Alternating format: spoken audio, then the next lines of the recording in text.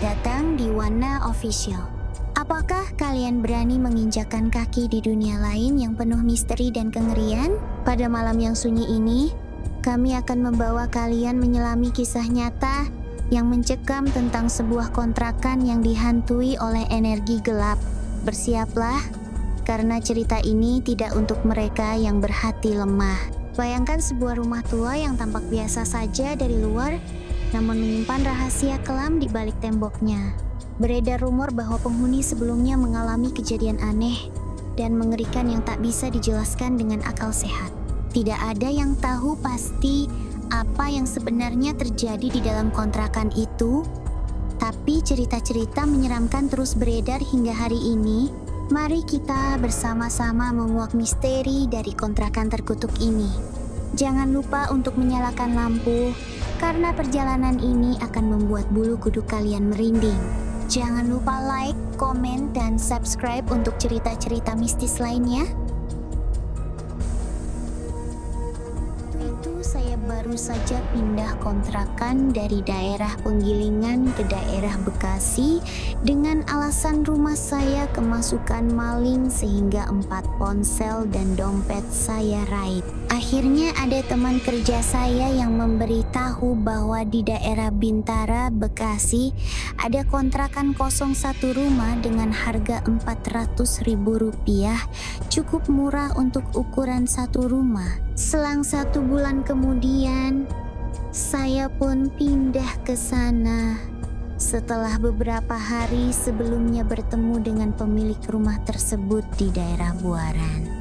Kami telah sepakat mengenai harga dan kami diberikan kunci rumah tersebut. Saya cukup kaget begitu langsung ke tempat kejadian perkara melihat rumah. Awalnya saya kira seperti rumah-rumah biasa yang mungkin memang kotor tapi tidak terlalu kotor seperti rumah yang akan saya tempati. 1 biji bohlam pun tidak ada untuk penerangan. Begitu saya cek kamar tidur, tempatnya terlihat suram dan agak gelap. Kemudian dilanjutkan cek kamar mandi, saya hanya bisa menggeleng-geleng kepala. Saya lalu bertanya tentang tirai berwarna hijau yang menutupi sebuah ruangan kepada pemiliknya. "Pak, di balik tirai ini ruang apa ya?" tanya saya, dan pemilik menjawab, "Oh, itu sebelah gudang toko material milik toko di depan."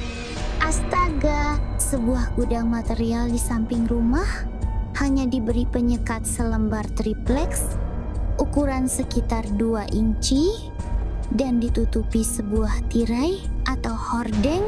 Jujur, saya sebenarnya ilfil, tapi mau bagaimana lagi dan mau tinggal di mana lagi? Salah saya terlalu terburu-buru juga. Bingung mencari kontrakan daerah Bekasi yang murah meriah. Oke, sekilas gambaran tentang keadaan TKP di atas. Siang hari itu juga saya dan beberapa orang bawaan saya beres-beres dan bersih-bersih rumah, menyapu, mengepel, mengecat ulang, sampai membeli beberapa triplex untuk mengganti langit-langit yang rusak dan menutupi ruang gudang sebelah supaya lebih rapi. Alhamdulillah kelar juga sampai sore, tapi hari itu saya dan keluarga belum langsung menempati karena bola-bola lampunya belum saya pasang.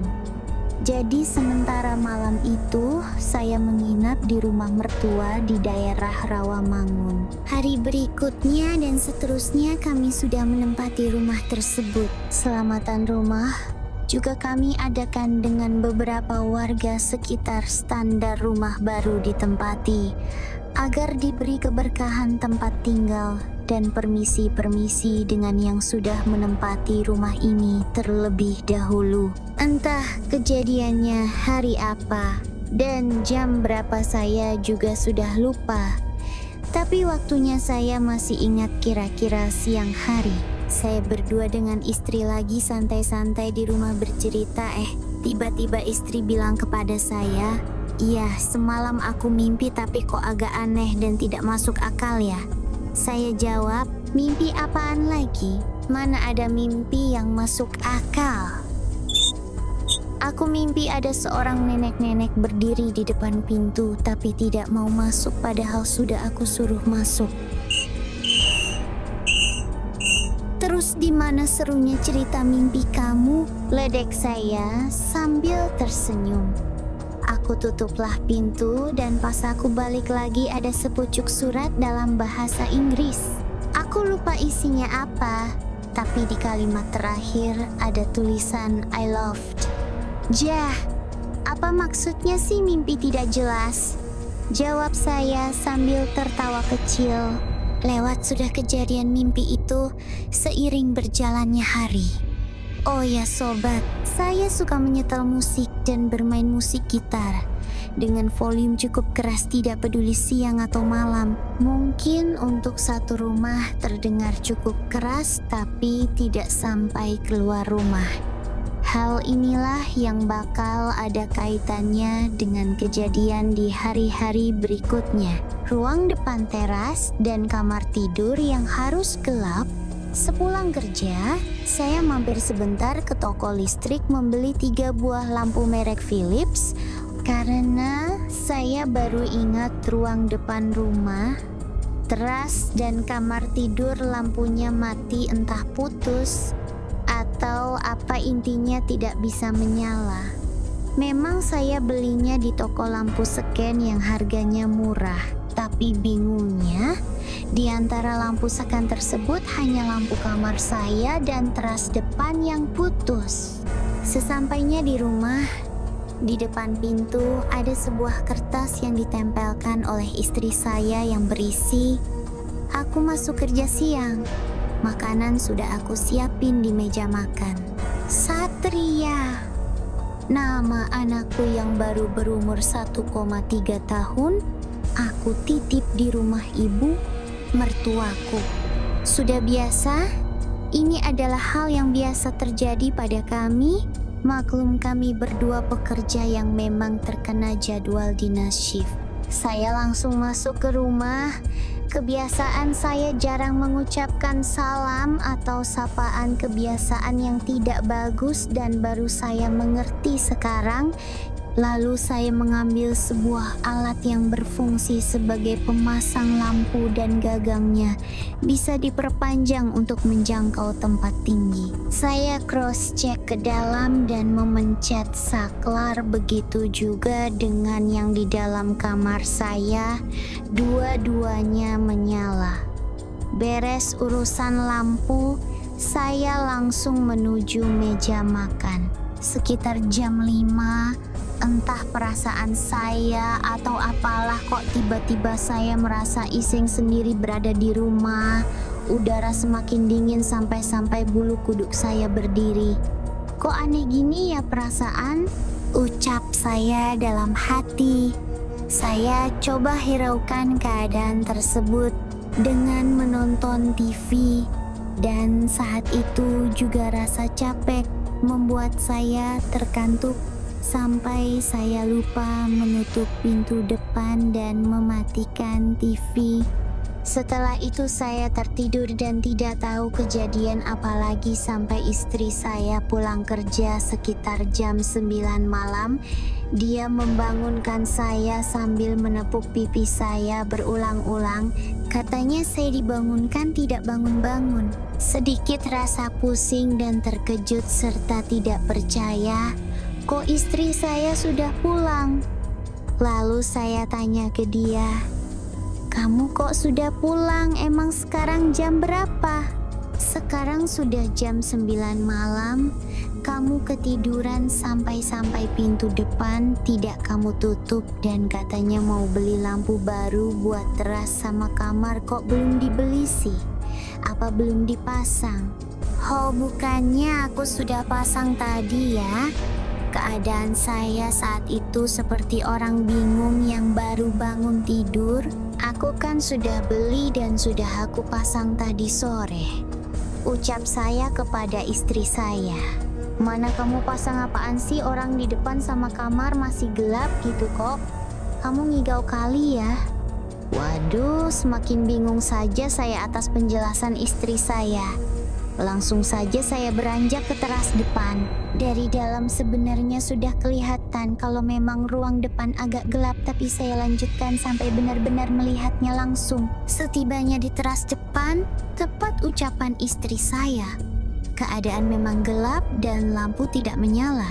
Sambil bertanya dalam hati, kok bisa ya mati begini padahal aku beli baru dan mereknya bagus. Setelah itu saya bergegas menuju kamar tidur.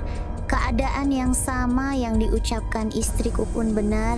Ruangan gelap, tidak terlalu gelap karena cahaya dari ruang tengah masuk dan lampunya mati. Dan ada apa dengan semua ini? Lalu saya menceritakan semuanya kepada istri saya. Ihwal pemasangan lampu di teras depan dan kamar tidur. Sampai-sampai saya pun memberikan kardus lampu tersebut dan menjelaskan kepadanya bahwa saya membeli baru bukan bekas. Masa sih sudah mati lagi? Kejadian malam itu sebenarnya penuh tanda tanya, tapi kami berdua berpikir positif, mungkin instalasi rumah ini ada yang tidak beres. Setelah berdiskusi dengan istri saya memutuskan untuk memanggil ahli listrik di tempat tinggal kami besok pagi. Dari kejadian anakku tersebut, aku memeriksa keadaannya, khawatir ada apa-apa dengan dia. Namun, setelah kulihat dan kuperhatikan, tidak ada yang aneh dan semuanya biasa saja. Malam itu, kami memutuskan untuk langsung tidur, tetapi sepakat tidak tidur di kamar melainkan di ruang tengah. Karpet kugelar dan kulapisi dengan bed cover. Jantungku masih berdebar dan perasaanku masih tidak enak. Rasanya semerawut karena kejadian barusan seperti menandakan sesuatu. Aku dan istriku mulai berbaring dengan diselimuti selimut warna abu-abu.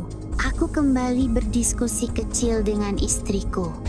Mah, menurut kamu ada sesuatu atau apa yang kamu pikirkan? Apakah kamu pernah mengalami kejadian-kejadian seperti ini?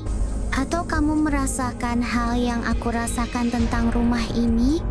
Istriku tidak menjawab apa-apa, hanya terdiam. Diamnya seperti ingin menyampaikan sesuatu namun tertahan. Sambil memeluk anakku, istriku berkata, "Yah, sudah baca doa saja dan kita langsung tidur." Mendengar itu, aku pun paham maksudnya agar jangan membicarakannya sekarang. Esoknya, kami bangun agak siang. Ini adalah hal yang biasa jika kami sedang libur, ingin lebih rileks dan santai tanpa harus diteriaki alam jam. Anakku masih tertidur lelap. Aku bergegas menuju kamar mandi sedangkan istriku membuatkan segelas kopi dan secangkir teh. Kami berdua duduk di lantai yang masih beralaskan karpet semalam sambil menikmati minuman pagi ini. Pertanyaan semalam kutanyakan kembali ke istriku.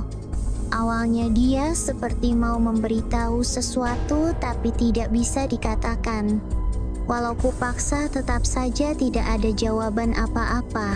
Ya, sudahlah.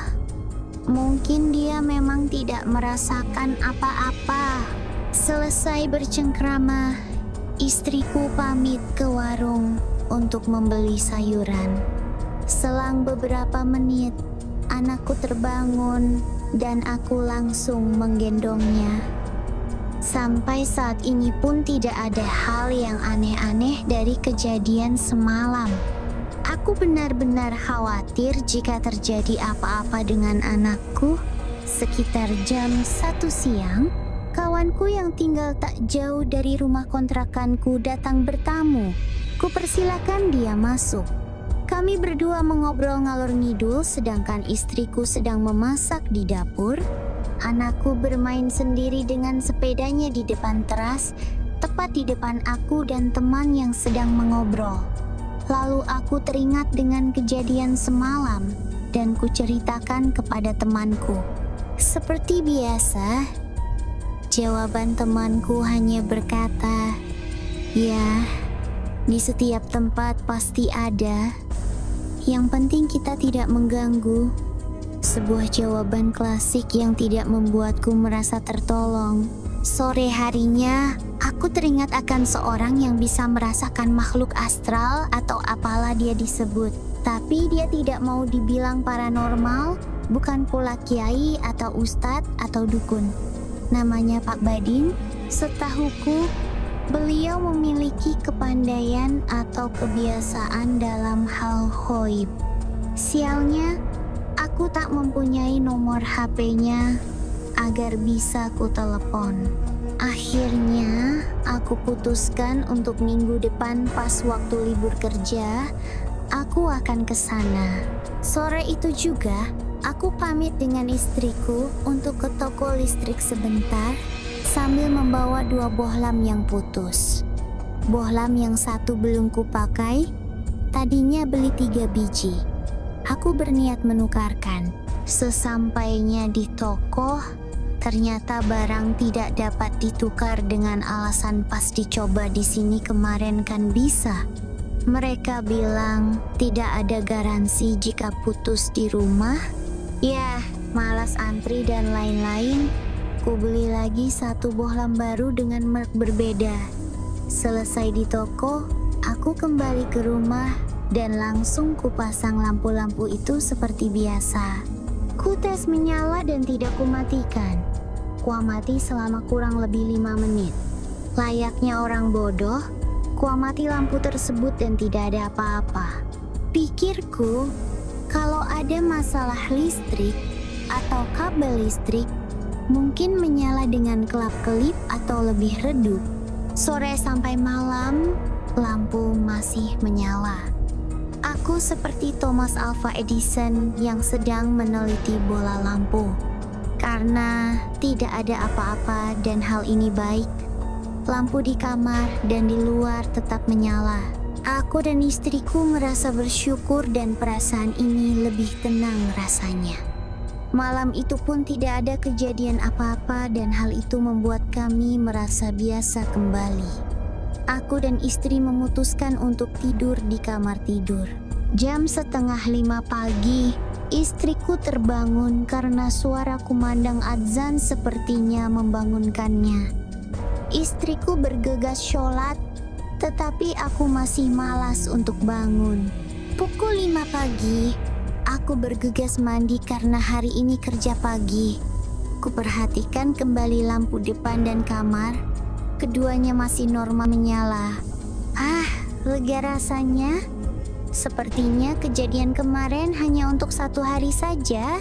1 hari ini kulewati dengan rutinitas biasa sampai dengan aku pulang ke rumah.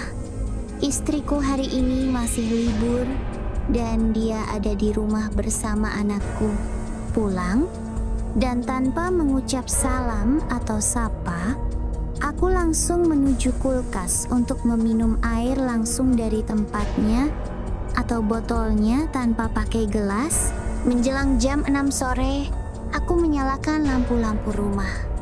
Lagi-lagi yang menjadi perhatian utamaku adalah lampu kamar tidur dan ruang depan. Awalnya lampu menyala biasa hingga pada sekitar jam 7 lewat, lampu padam sepertinya secara bersamaan. Istriku yang berada di kamar dan sedang bermain bersama anakku kaget dan langsung bergegas menuju ke arahku yang sedang asik bermain PS. "Yah, lampunya mati lagi tuh," ucap istriku.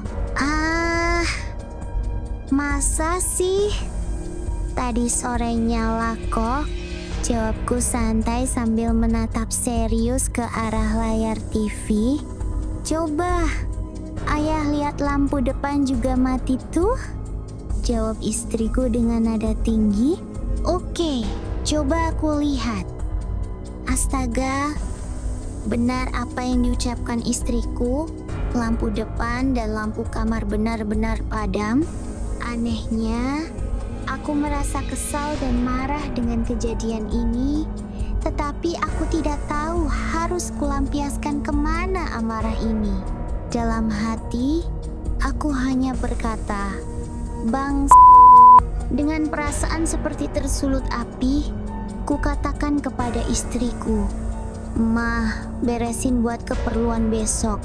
Bawa barang-barang baju DLL seperlunya untuk kebutuhan 2 hari.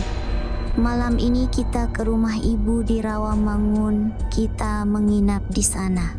Mungkin karena rasa amarahku, aku merasa seperti diledek sesuatu. Seperti ada yang puas dan senang. Seperti sedang ada yang memperhatikanku. Tapi aku tidak tahu siapa dia. Hanya perasaan itu yang aku rasakan kuat. Malam itu juga, kami bergegas ke rumah ibu mertua. Sesampainya di sana, ku ceritakan semua kejadian hingga aku beralasan datang ke sini. Ibu mertuaku seperti memahami sesuatu, tetapi beliau hanya menjawab, "Iya, sudah. Kalian di sini saja dulu, sampai benar-benar enak." Ibu mertua juga mengatakan, "Di rumah itu kamu sering bacakan ayat-ayat suci. Kamu sholat, kamu berdoa agar diberi perlindungan." Hal-hal tersebut yang dibicarakan mertuaku adalah hal yang jarang aku lakukan. Aku hanya terdiam malu seakan mengatakan, "Ya, aku memang jarang melakukan." Tetapi aku sangat malu untuk mengatakannya.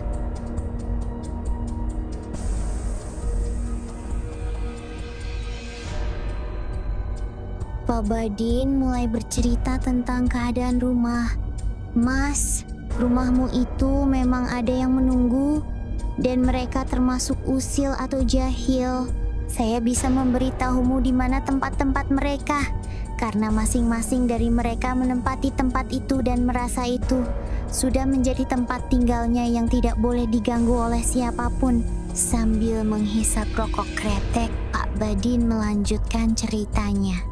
"Nah, tapi kamu jangan takut atau kaget. Kamu harus melindungi anak dan istrimu. Sejatinya, semakin kamu takut, semakin mereka usil atau jahil. Untuk sementara ini, kamu harus berani saja," katanya. Aku seakan mengiyakan jawaban Pak Badin. Padahal sebenarnya aku juga merasa takut. Pak Badin melanjutkan cerita hasil terawangannya. Yang pertama ada di gerbang masuk. Di situ ada pohon jambu di teras depan. Nah, di situ ada Mas. Yang kedua, di sebelah kiri rumah, di situ ada bangunan rumah yang sudah hancur. Di situ ada beberapa, tapi tidak terlalu banyak. Lalu di kamar kamu, di situ sepertinya yang paling lama tinggal. Dan di dekat kamar mandi, yang sampingnya ada gudang seperti bahan bangunan, di situ juga ada. Tapi di situ sepertinya dipelihara oleh seseorang. Aku terdiam dan hening, seakan tidak percaya bahwa aku tinggal di rumah yang dikelilingi oleh makhluk halus. Sebenarnya aku ingin tidak percaya, tapi bagaimana bisa aku tidak percaya? Pikiranku semakin kacau, dan masih dalam keadaan hening sambil mendengarkan Pak Badin, aku seakan dibawa olehnya ikut ke dalam penerawangannya. Ini hanya perasaan dan imajinasiku tentang gambaran keadaan rumahku yang sedang dianalisis oleh Pak Badin. Padahal sebenarnya aku tidak diapa-apakan olehnya. Ketika dia berbicara tentang ada sesosok makhluk halus yang sengaja dipelihara, aku hanya diam dan seakan tidak mau tahu itu milik siapa. Aku bisu dan seperti orang yang terkaget-kaget lalu lemas. Pak Badin menepuk pundakku seraya berkata, "Lebih baik mendekatkan diri kepada yang di atas dan mintalah perlindungan darinya." Bersamaan dengan itu, terdengar sayup-sayup suara azan asyar. Pak Badin lalu bergegas berdiri dan mengajakku berjamaah di musala terdekat.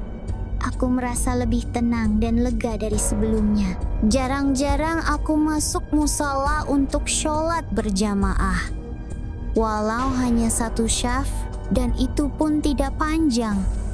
Tapi kekhusyukan para jamaah membuatku merasa lebih rileks. Selesai sholat, aku dan Pak Badin pulang bersama menuju arah yang sama.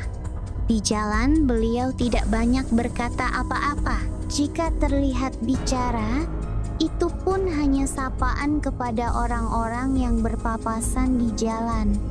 Di pertigaan, kami harus berpisah. Sebenarnya ada satu hal yang ingin ku minta darinya. Tapi, sebelum aku bicara, Pak Badin mengatakan, tidak ada kekuatan yang melebihi kekuatan Tuhan yang Maha Pencipta. Banyak-banyaklah bermunajat kepadanya. Mintalah pertolongan hanya kepadanya.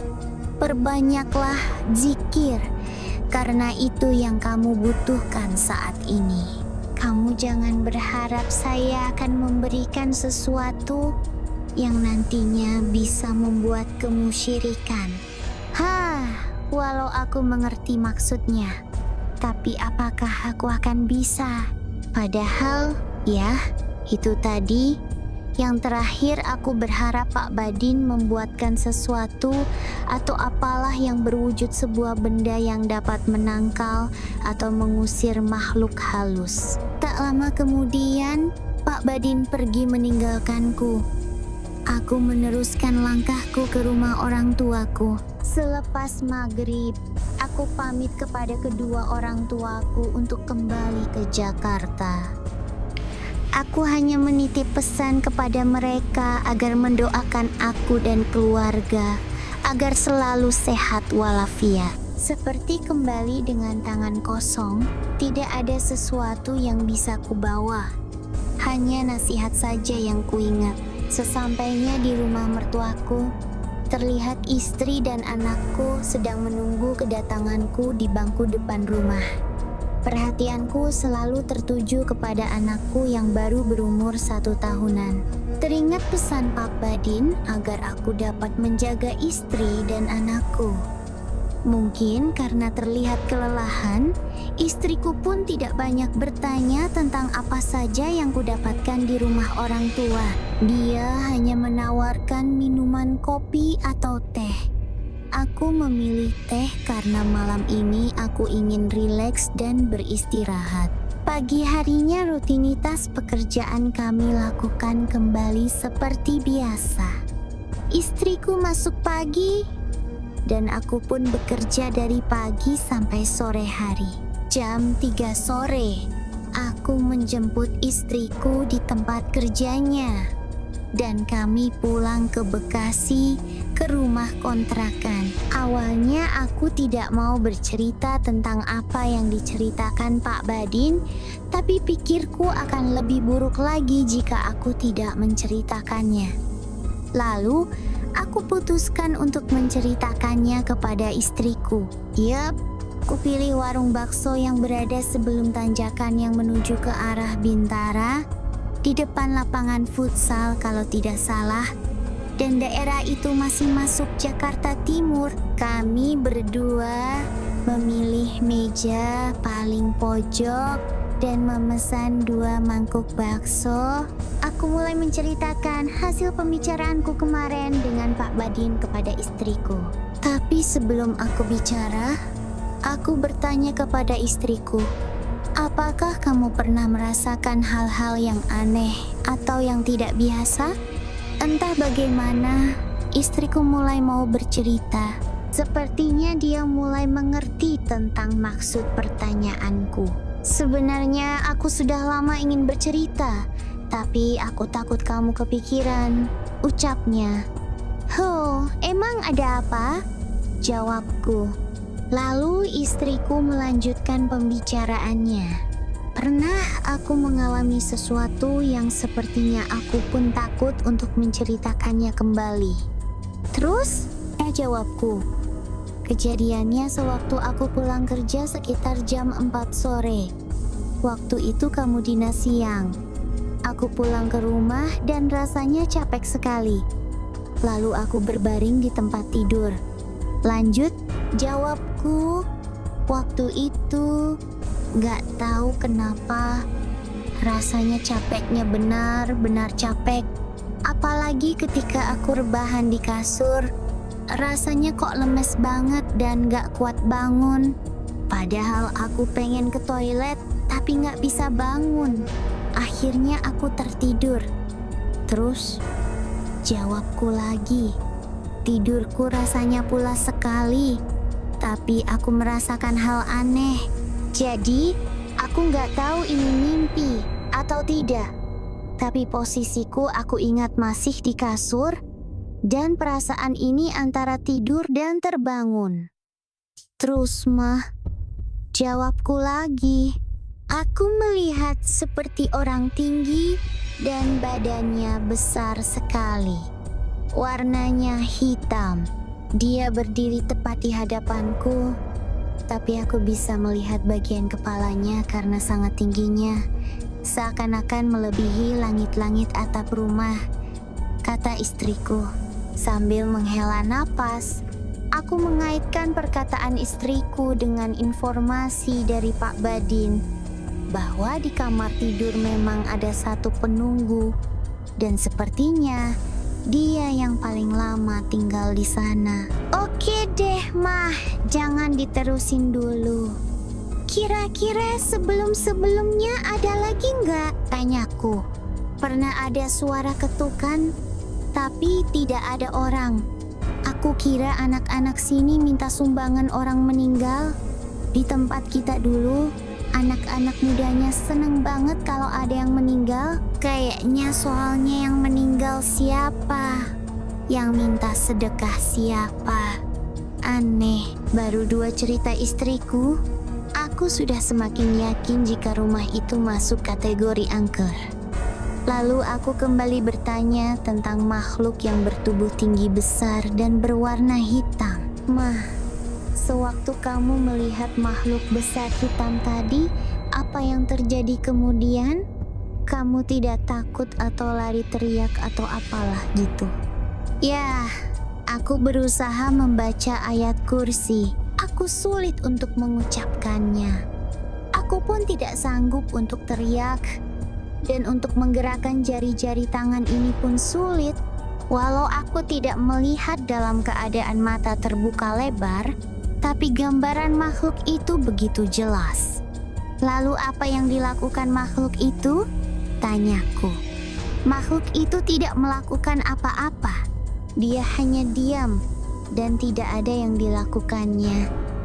Bergerak sedikit tidak. Benar-benar tidak ada yang dapat kulakukan. Aku hanya pasrah saja. Dan aku pejamkan lagi mataku dan berharap tidak terjadi apa-apa. Sampai dengan akhirnya kamu pulang kerja. Aku saat itu baru saja bangun, tapi sengaja aku tidak menceritakan kejadian tadi yang kualami. Aku tidak ingin mengganggu rasa lelahmu saat itu. Mendengar cerita dari istriku, aku terdiam.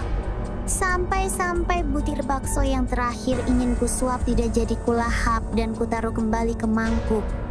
Berasa ngeri jika kuingat cerita istriku waktu saat itu. Sampai aku tulis cerita ini kembali, aku sedikit merinding. Saat itu, yang tadinya aku ingin bercerita tentang apa yang kudapatkan dari cerita Pak Badin, aku tidak jadi sampaikan. Moodku untuk menyampaikannya sudah hilang entah kenapa. Dan istriku juga sepertinya lupa akan hal itu. Akhirnya, setelah selesai urusan di warung bakso, kami berdua pulang ke rumah kontrakan. Sesampainya di depan gerbang, pandanganku kuhadapkan ke beberapa tempat yang menurut cerita Pak Badin ada penunggunya. Pertama, ku perhatikan rumah rusak dan sudah hancur persis sebelah rumahku. Suasana memang suram dan kelam, sepertinya memang cocok bila ada penunggu makhluk halusnya. Kedua, aku Aku perhatikan sebuah pohon jambu yang ada di depan di pelataran teras rumahku. Pohonnya tidak besar, bahkan kecil untuk seukuran pohon jambu, dan juga tidak begitu rimbun seperti pohon-pohon angker pada umumnya. Lalu, mataku tertuju kepada tower air yang berada di sebelah kamar tidurku. Seperti ada yang menarik pandangan ini untuk melihatnya setelah aku memperhatikan dua tempat tadi. Tempatnya memang berada di pojok dan agak gelap. Tak lama dari situ, aku masuk ke ruang tengah, langsung menuju dapur dan kamar mandi yang di sebelahnya terdapat gudang material toko bangunan. Di tempat inilah Pak Badin mengatakan ada penunggunya yang sengaja ditempatkan di situ oleh seseorang. Dan siapa orang itu aku tidak mengetahuinya. Lalu aku masuk ke dalam kamar dan memperhatikan detail kamar meski ukurannya tidak terlalu besar. Tapi seolah-olah aku yang sok tahu dan berharap menemukan sesuatu. Aku masih sibuk mondar-mandir di dalam dan luar rumah mencari sesuatu yang aku sendiri tidak tahu dan berharap ada sesuatu. Sementara itu, istriku terlihat sibuk menyiapkan minuman untuk kami berdua. Terdengar suara istriku dari dalam.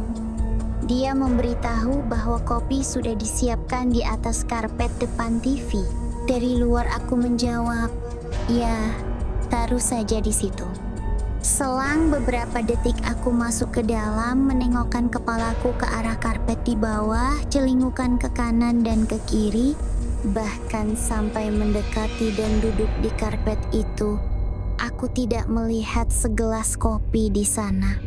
"Mah, kamu taruh di mana kopinya, kok nggak ada sih di sini?" tanyaku. "Di situ ya, di bawah." "Emang kamu nggak lihat apa?" jawab istriku yang sedang ganti baju di kamar. "Di mana, Mah? Aku serius ini, aku nggak lihat kopinya," jawabku. Sebenarnya saat itu aku sudah mulai curiga dengan keadaan. Aku tidak percaya kalau istriku bercanda atau lupa di mana dia meletakkannya. "Mah, kamu kesini deh. Lihat sendiri," pintaku kepadanya. "Iya, sebentar lagi," jawabnya. Tak lama kemudian istriku datang dengan sedikit menggerutu. "Apaan sih ya, bawel banget. Hayo, kamu taruh di mana kopinya?" tanyaku lagi. Istriku terkejut, ekspresi wajahnya berubah dan sedikit berkeringat. "Ayah, aku tadi taruh kopinya tepat di sini," ucapnya sambil menunjuk gambar burung yang tergambar di karpet. "Aku ingat betul, aku letakkan di sini, tepat di atas gambar burung ini," jawabnya dengan penuh tanda tanya. Kami berdua saling berpandangan seolah saling bertanya kemana perginya secangkir kopi tersebut. Tak mau berlarut-larut dan pusing, kami mencoba mengabaikan kejadian ini. Lalu aku berkata kepada istriku, "Ya sudah, Mah. Lain kali atau mulai kali ini kalau kamu buat minuman ada makanan yang kamu tawarkan ya. Contoh minum ya atau makan ya." Setelah itu, aku minta dibuatkan kopi kembali kepada istriku sambil berkata, "Ya, nggak apa-apa kalau kamu suka minum aja. Biar aku dibuatkan lagi." Seperti orang aneh yang ngomong sendiri dan istriku hanya bisa memaklumi. Tragedi hilangnya kopi ini sulit dipercaya dan diterima secara logika. Topik ini masih kami bahas berdua sebelum kami tertidur. Aku menanyakan kepada istriku dan istriku kembali bertanya kepadaku. Keadaan ini membuat kami seperti orang aneh yang berujung pada sebuah lelucon. Apalagi ketika aku bicara sendiri mengenai kopi yang kalimatnya diulang kembali oleh istriku. "Iya, kalau kamu suka minum saja." Hahaha. Kami berdua tersenyum dan tertawa kecil Seolah-olah tawa itu mencairkan suasana mencekam barusan. Di sela tawa itu aku berkata, "Sudah mah, nanti disalahartikan. Yuk kita tidur saja. Besok kan kita masuk pagi." Tanpa sadar kami berdua akhirnya tertidur dan malam itu kami tertidur pulas tanpa merasa atau merasakan apa-apa. Esok paginya seperti biasa jam alarm berbunyi pada pukul 4.30 pagi, waktu yang sengaja kami atur. Kali ini aku bangun lebih dulu, dengan langkah layaknya orang bangun tidur di pagi hari, dan pandangan mata yang masih agak buram. Aku mencari handuk. Aku menengokkan wajahku ke arah ruang tengah dan melihat handuk yang aku cari menggantung di sepeda motorku. Dengan langkah pelan aku menuju ke sana. Suara seperti benda pecah belah pecah. Aku kaget dan tersadar baru saja aku menendang sesuatu. Begitu aku menurunkan pandanganku ke bawah, kulihat sebuah gelas terlempar ke depan lengkap dengan sebuah piring tatakannya. Sontak saja istriku terbangun dan langsung menuju ke arahku. "Ya, ada apaan sih?" tanyanya. "Mah, coba kamu lihat," jawabku sambil menunjuk ke arah gelas yang kutendang. Sambil melihat gelas tersebut, istriku seperti mengingat-ingat sesuatu. "Yah, itu kan gelas yang aku siapin buat kamu. Tapi kok nggak ada isinya, kopinya?" jawabnya. "Aku tadi berniat mengambil handuk di sana, lalu aku tak sengaja menendang gelas ini. Lagi pula aku juga tak melihatnya. Tiba-tiba langsung kutendang," jawabku. Kemudian istriku mendekati gelas tersebut dan mengamatinya. Sisa-sisa kopi masih berbekas di dinding gelas. Bentuk, ukuran, dan gambar yang ada di gelas sama seperti yang kemarin disiapkan istriku. Bahkan istriku juga hafal ada sedikit retakan di bawah gelas yang tidak mungkin baru terbentuk ketika aku menendangnya, karena di retakan tersebut terdapat noda-noda yang terbentuk sebelumnya. Lagi, bagaikan semboyan fans Liverpool, "You never walk alone." Yang artinya, kamu tidak sendirian, ada aku di sini. Akhirnya istriku merapikan gelas itu, walaupun ketika ku tendang terdengar keras dan seperti piring pecah. Namun gelas itu tidak pecah, hanya goresan dan sedikit retakan yang baru terbentuk. Sampai kami selesai dan siap untuk berangkat, tidak ada kejadian ataupun apapun yang kami anggap aneh. Aku loncat ceritanya ya. Dari misteri hilangnya kopi di sore hari. Walau setelah itu ada beberapa kejadian yang menurut kami biasa, misal ketukan pintu yang tidak ada orang, dan kejadian lainnya yang kami acuhkan. Sampai pada suatu sore ketika aku libur kerja dan istriku masuk siang.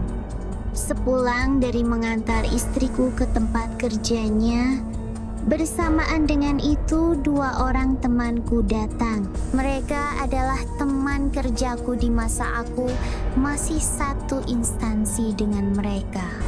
Mereka juga teman istriku karena mereka juga bekerja di tempat istriku bekerja, dan mereka juga adalah personel dari band yang kami dirikan. Sapaan sudah pasti ada, saling tanya kabar sudah pasti terlontar, dan mereka kupersilakan masuk.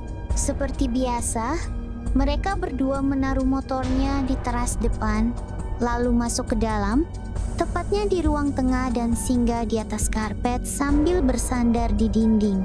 Kubuatkan mereka minuman dingin dan dari situ awal kami ngobrol-ngobrol ngalor, ngidul membicarakan musik, lagu, dan lain-lain. Pembicaraan kami seakan tak terputus.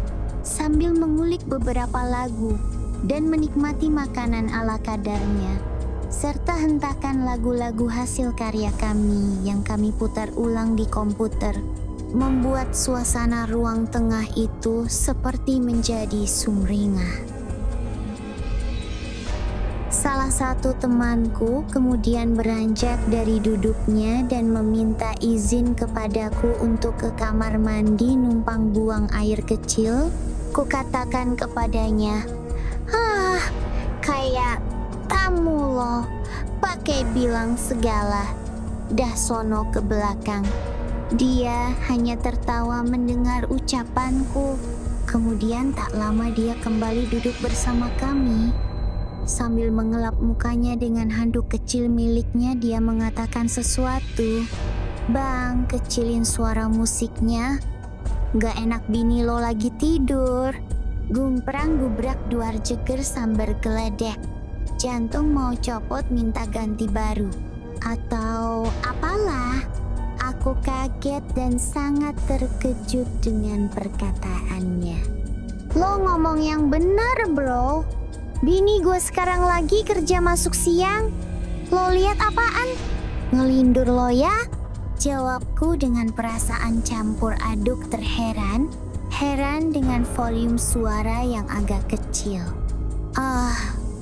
Yang bener lo bang. Barusan gue keluar kamar mandi ngeliat istri lo lagi tiduran madep jendela ke sono. Jawab temanku dengan volume yang kecil juga sambil menunjuk ke arah jendela kamarku. Lo serius, brur? Tanyaku. Swear bang. Jawabnya sementara aku masih dalam keadaan bingung. Temanku yang satu lagi bertanya-tanya. Ada apaan sih lo berdua? Tanyanya. Cuy, loi berdua ikut gue sini. Ucapku sambil kutepuk bahu mereka. Tanpa banyak tanya mereka mengikuti perintahku. Kami bertiga berjalan menuju kamar sampai akhirnya. Di cerita sebelumnya, aku telah menceritakan sebuah keanehan. Penampakan sore hari di rumah kontrakan terkutuk itu. Temanku yang baru saja keluar dari kamar mandi dengan jelas melihat sosok wanita berbaring di atas tempat tidurku yang dikiranya adalah istriku sendiri. Padahal sore itu istriku sedang tidak ada di rumah. Dia hari itu berada di tempat kerjanya alias lagi masuk siang. Sosok wanita yang dikira istriku oleh temanku tidak ada. Hanya daster berwarna biru dongker bermotif bunga-bunga yang tergeletak di atas sprei tempat tidur. Aku mencoba mendekati dan memperjelas penglihatanku sementara dua orang temanku hanya berdiri sambil berbisik-bisik. Oi bro, lo yakin tadi lo lihat apaan? Tanyaku kepada temanku. Swear bang, gue lihat kok. Nah, itu bajunya yang ada di kasur lo sama persis sama yang gue lihat barusan. Masa kalau emang cuma baju gue lihat ada rambut sama telapak kakinya? Jawabnya. Setelah kejadian itu, aku 90% percaya akan perkataannya. Mungkin memang benar dia melihat sosok wanita berbaring di sini ditambah pula baju yang dikenakan sosok wanita sama persis dengan baju yang tergeletak di kasur. Kemudian aku mengajak kedua temanku kembali ke ruang tengah. Kami bertiga berdiskusi bersama tentang kejadian yang baru saja kami alami. Temanku terus meyakinkanku dengan apa yang dilihatnya. Tetapi aku berpura-pura serius menanggapinya. Biar saja dia terus mengoceh. Dengan begitu aku tahu ceritanya. Bro, mungkin lo salah lihat kali. Tanyaku. Astaga Yobe, kalau lo jadi gue, lo bakal rasain apa yang gue rasain sekarang. Gue merinding nih asli, gak mungkin gue salah lihat. Masa kalau emang baju ada rambutnya, jelas lagi jawabnya. Kemudian temanku menyela sedikit pembicaraan kami. Cuy, gue jadi pengen ngomong nih ucapnya. Ya elah, ngomong aja kali. Kayak mau nembak canda aja lo ngomong pakai bilang-bilang. Candaku sambil tersenyum meledek. Ini mungkin hanya perasaan gue atau apalah. Tadi gue sampai di sini duluan, terus gue lihat ada nenek lagi nyapuin rumah sebelah rumah lo. Kayaknya dia mau bakar sampah-sampah situ. Nah, pas gue berhenti di depan gerbang lo, dia liatin gue dengan ekspresi kayak orang marah, tapi dia nggak ngomong apa-apa. Nah, saat itu juga gue turun dari motor-motor, tetap gue taruh di depan gerbang. Gue ke warung beli rokok sebentar. Pas gue balik dari warung, gue udah nggak ngeliat tuh nenek-nenek. Dan kayaknya nggak ada bekas orang habis nyapu. Padahal tadi gue denger jelas loh suara sapunya. Begitu juga sama sampahnya, kayaknya dirapihin dan dikumpulin jadi satu tempat. Cerita temanku yang sebenarnya sudah membuatku merinding ketakutan. Lanjut bro, terus gimana? Tanyaku. Ya, gak gimana-gimana. Gak lama kemudian Musi, nama temanku yang barusan lihat penampakan di kamar. Sorry, nama gue samarin ya. Dan gak lama kemudian lo datang. Pembicaraan kami saat itu sebenarnya panjang lebar dan penuh tanda tanya. Hingga akhirnya kedua temanku pamit pulang. Latihan di sebuah studio musik yang rencananya dilaksanakan setelah maghrib kami batalkan. Sepertinya mood kami sudah hilang. 5 menit setelah temanku pergi, aku pun pergi meninggalkan rumah kontrakan itu. Entahlah, mungkin karena perasaan takut dan memang aku sangat takut waktu itu di rumah sendiri. Kutancapkan sepeda motorku menuju tempat kerja istriku di sebuah RS. Profesi istriku sendiri adalah seorang perawat. Sesampainya di sana, aku langsung menuju ruang perawatan tempat istriku berdinas. Ku beritahu alasanku kemari. Istriku mendengarkan sambil beberapa kali menghela napas. Ku tahu dia mulai ketakutan. Saat itu aku tidak bermaksud ingin membuat dia takut atau apa. Aku ingin agar kami segera pindah dari tempat itu. Suasana sudah sangat tidak nyaman dan benar-benar menakutkan apabila kejadian tadi sore terulang.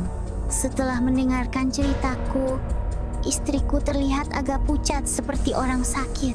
Ku pegang tangannya, suhunya agak dingin, walaupun ruangan itu ber-AC, rasa dinginnya amat berbeda ketika ku pegang tangannya. Mah, kamu kenapa kok jadi pucat begini sih? Kamu lagi sakit ya? Tanyaku. Enggak, ya, gak apa-apa. Ya, nanti malam kita pulang ke rumah Mbah aja ya. Aku mau lihat anak, jawab istri. Memahami maksud ucapannya, sepertinya istriku tidak mau pulang ke rumah kontrakan.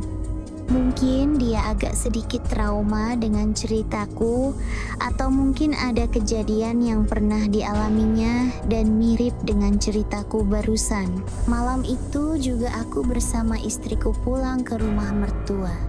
Di jalan kami tidak bicara apa-apa atau mampir untuk makan malam. Biasanya jika aku jemput istriku, dia selalu minta ditraktir makan malam. Sesampainya di rumah mertua atau mbah atau ibu, aku meminta maaf kepada istriku apabila ceritaku tadi membuat dia takut dan sebagainya. Sudah, tak apalah. Hari ini aku memang capek banget, kata istriku. Kejadian sore tadi seperti suara meriam yang masih terngiang-ngiang di kupingku malam itu.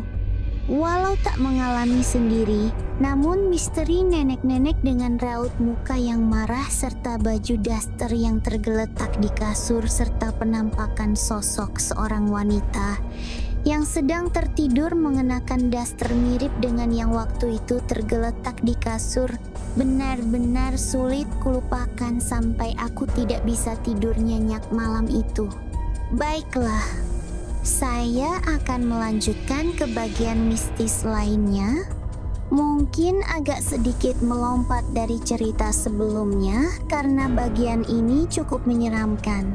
Ketika kejadian, saya langsung tancap gas hanya dengan memakai celana pendek dan kaos. Ingin tahu ceritanya? Simak cerita berikut. Beberapa hari berlalu sejak kejadian penampakan sosok wanita di kamar tidur. Perlahan aku dan istriku mulai mengabaikan kejadian tersebut. Namun, pada Kamis sore, suatu kejadian mistis kembali terjadi yang tak mungkin bisa kulupakan. Aku masih sangat hafal detail kejadian yang kualami sore itu. Kamis sore itu, aku baru saja pulang kerja dan istriku tidak ada di rumah karena dia masuk kerja siang. Seperti biasa, setiap pulang kerja, ritual minum kopi adalah wajib hukumnya. Aku membuat secangkir kopi dan menyiapkannya di ruang tengah. Untuk para pendengar, jangan berharap kopiku kali ini hilang lagi.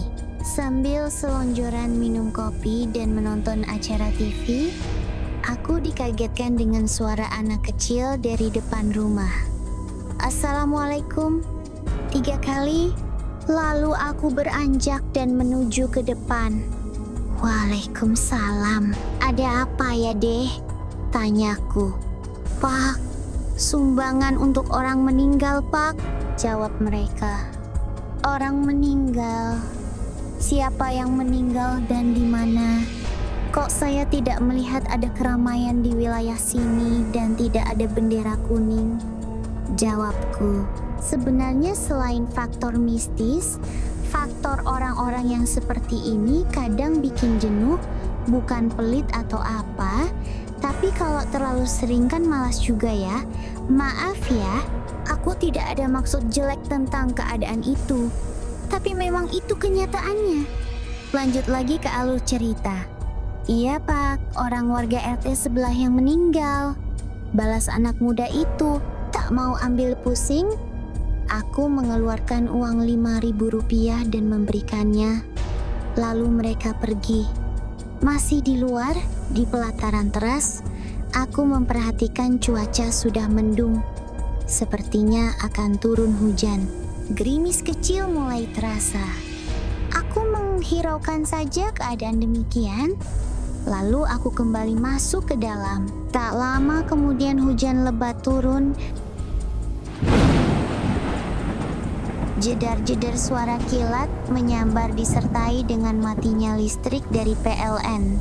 Kulihat jam menunjukkan pukul 5 sore. Dalam keadaan setengah gelap, kubuka pintu depan agar cahaya dapat masuk. Setelah kubuka pintu depan, ternyata sama saja. Di luar rumah agak gelap. Nampaknya awan-awan hujan bergerombol menutupi matahari atau memang hari itu sudah sangat sore. Kemudian kuambil kunci motor di saku celana pendekku. Kunyalakan motor dan kuhidupkan lampunya dengan maksud agar cahaya lampu motor dapat menerangi kegelapan ini. Kutuntun sepeda motorku sampai dengan depan pintu dan kuarahkan. Kusorotkan lampunya menghadap ke arah ruang tengah, menembus dapur dan sedikit ruang kamar tidur. Tapi, apa yang terjadi ketika hendak mengarahkan lampu sepeda motorku? Sesosok atau seperti sebuah kain berwarna putih berkelebat dari arah kamar menuju kamar mandi. Spontan aku kaget dan terjatuh. Aku setengah mati ketakutan. Sosok itu terlalu jelas untuk kusebut sebagai bayangan. Aku terjatuh ke lantai di depan pintu dengan posisi miring dan agak tertindih sepeda motor. Aku berusaha bangkit dan akhirnya berhasil. Masih dalam ketakutan yang amat sangat, aku mencoba menstarter kembali sepeda motorku. Namun sialnya motor ini tidak mau hidup tadi pas jatuh motornya mati. Dalam keadaan terburu-buru dan jiwa yang ketakutan serta tidak tenang, Aku terus berusaha menghidupkan sepeda motorku dengan menyelanya. Sewaktu aku terus berusaha menyela, tampak sesosok makhluk dengan warna merah yang sangat merah karena hanya matanya saja yang berwarna merah yang jelas terlihat. Memperhatikan aku dari jendela kamar tidurku. Waktu itu aku membawa sepeda motorku ke depan teras.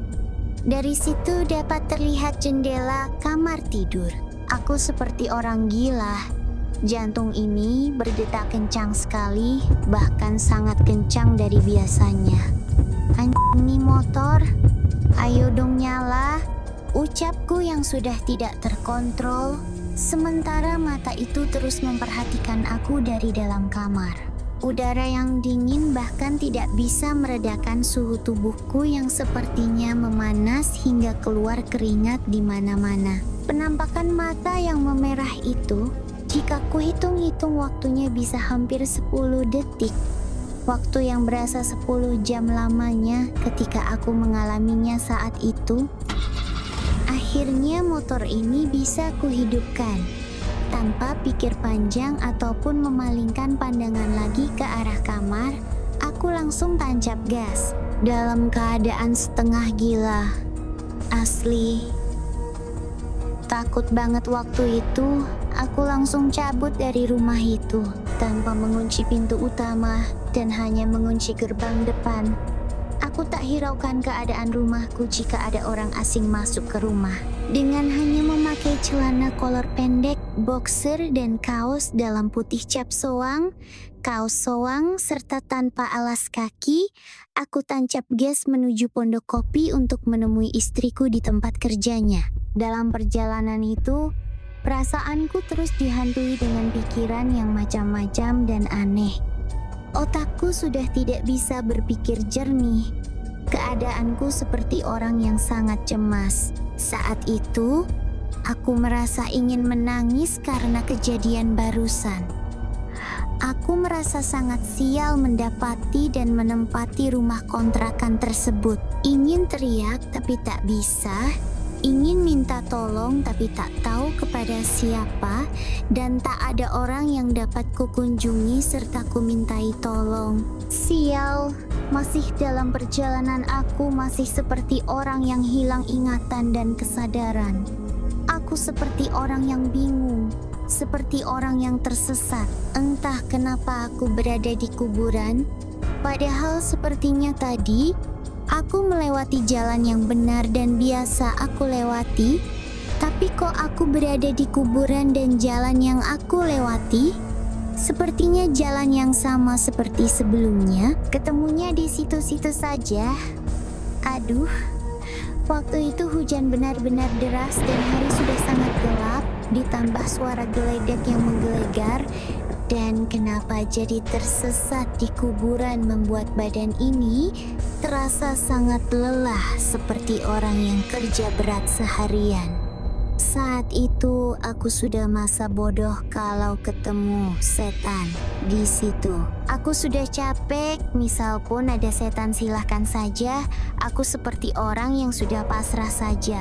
Sambil berjalan pelan-pelan di antara kuburan, kemudian aku melihat seperti pos penjaga yang terlihat ada 2 orang sedang bercengkrama. Lalu aku menuju ke arah pos tersebut. Aku ucapkan permisi ketika sampai di depan pos dan mulai bertanya-tanya. Permisi Pak, maaf saya mau numpang tanya, arah keluar jalan ke arah mana ya Pak? Tanyaku lemas. Oh ya deh, ikuti arah ini saja lurus terus itu sudah jalan raya. Jawab mereka. Oh terima kasih ya Pak, jawabku. Aku kemudian beranjak pergi meninggalkan mereka dan mengikuti petunjuk salah seorang dari mereka.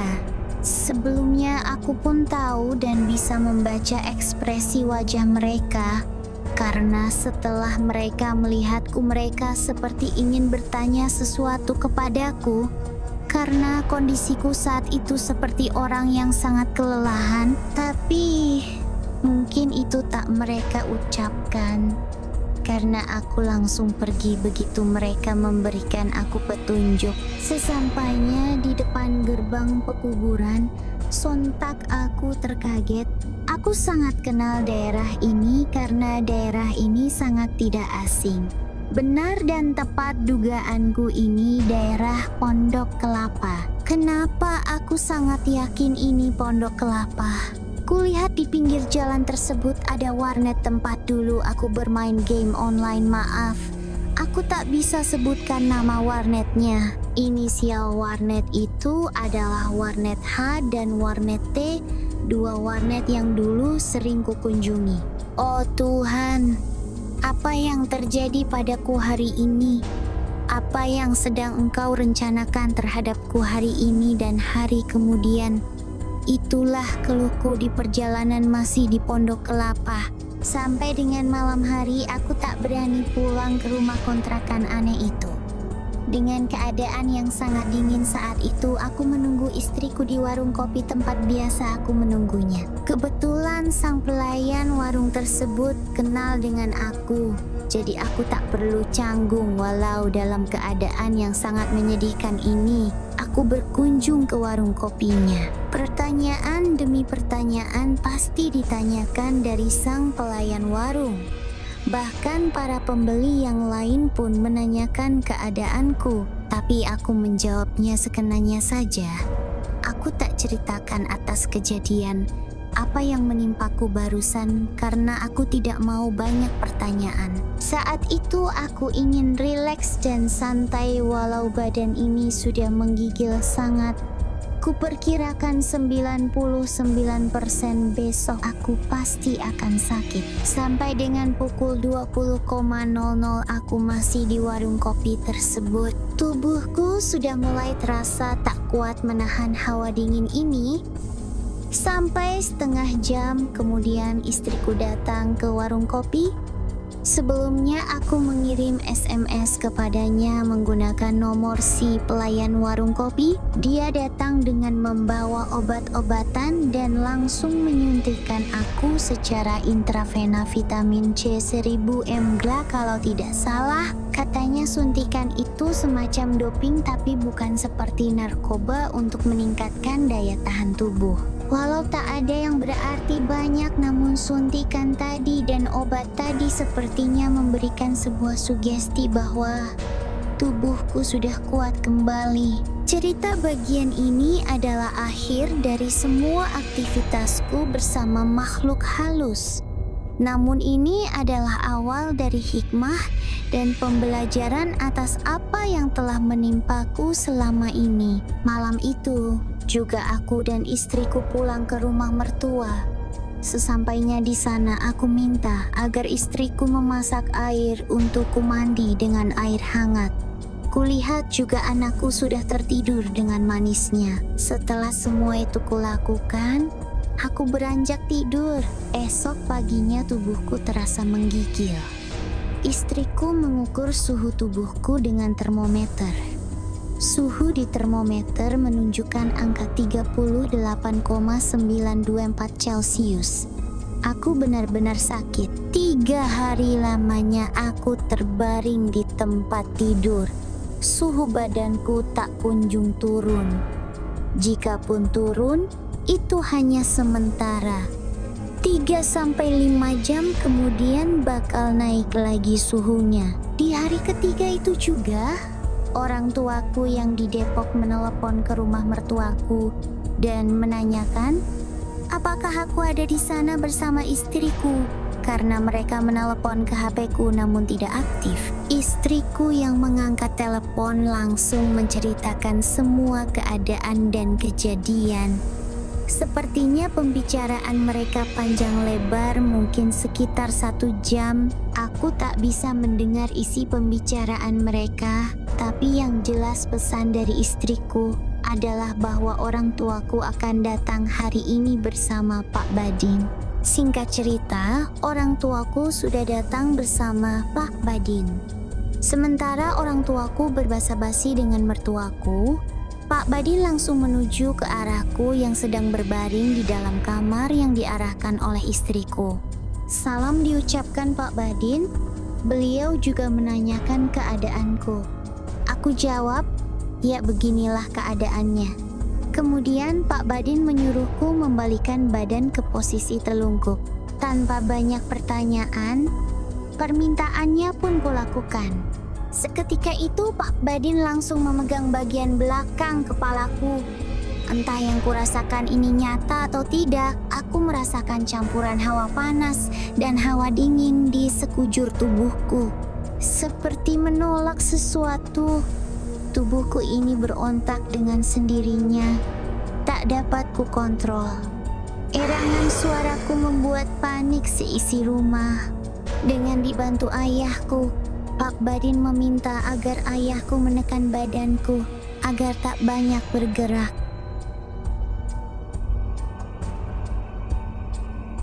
Tubuhku terasa seperti dibakar dalam ribuan bara api. Panas. Teriakku. Sebelumnya aku beritahu kejadian yang aku alami diceritakan kembali oleh istriku dan orang tuaku, karena setelah Pak Badin memegang bagian belakang kepalaku, aku kadang tersadar dan kadang tidak sadar. Dan ini yang terakhir, saat seperti leherku ada yang mencekik, aku seperti dikerumuni oleh banyak orang yang membawa pedang, kapak, dan senjata-senjata ala prajurit kerajaan. Aku tak mengenal mereka. Mereka terlihat asing dan mereka telah bersiap dengan senjata mereka masing-masing dengan kilauan cahaya yang luar biasa. Dan seketika itu juga, aku seperti tersambar sesuatu dan aku sangat merasakan sakit yang luar biasa di bagian kepala. Crash. Aku tak ingat apa-apa lagi selama kurang lebih 1 jam. Aku pingsan tak sadarkan diri. Hingga aku terbangun, kulihat orang tuaku, mertuaku, dan istriku sedang berbincang-bincang di ruang tamu. Kali ini aku dapat menangkap pembicaraan mereka. Terdengar beberapa kali suara Pak Badin sedang menjelaskan sesuatu yang berhubungan dengan jin, makhluk halus yang sering kita salah artikan sebagai setan. Aku terbangun dan berjalan menuju ruang tengah. Mereka seolah-olah kaget, cemas, namun senang. Puji syukur mereka ucapkan. Dan seketika itu juga aku berada di tengah-tengah mereka, kembali menceritakan akar permasalahan semua masalah dan kejadian ini. Dari semua permasalahan yang aku utarakan, mereka nampaknya sudah mengerti akar permasalahan semua ini. Kemudian Pak Badin mengatakan akan ke rumah kontrakanku malam ini, namun ia meminta aku untuk tetap di rumah saja, nanti biar ayahku yang akan mengantarnya. Aku menolak keputusan Pak Badin karena aku masih penasaran dengan makhluk-makhluk apa yang ada di dalam rumah angker itu. Dengan sangat memaksa, aku meminta agar ikut dalam ekspedisi alam gaib di rumah kontrakan yang ditunggui oleh makhluk astral. Baiklah, kalau Mas mau ikut, tapi dengan catatan jangan kaget nantinya, ucap Pak Badin seolah-olah ingin menakut-nakuti saya. Setelah 1-5 jam perjalanan, kami tiba di tujuan. Saya, ayah, dan Pak Badin langsung memulai ekspedisi ini. Rumah yang saya tinggalkan selama 3 hari itu terlihat gelap, kotor, dan angker. Saya membuka pintu gerbang yang terkunci dengan gembok. Begitu masuk, kami langsung disambut oleh suara menyeramkan yang terdengar seperti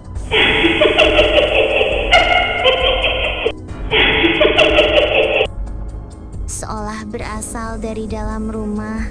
Bulu kuduk saya merinding dan jantung saya berdetak kencang. Ayah saya juga merasakan hal yang sama. Sementara Pak Badin terlihat tenang. "Hei, tampakkan saja wujudmu. Jangan hanya suaramu," ucap Pak Badin. Tak lama kemudian, suara itu terdengar lagi.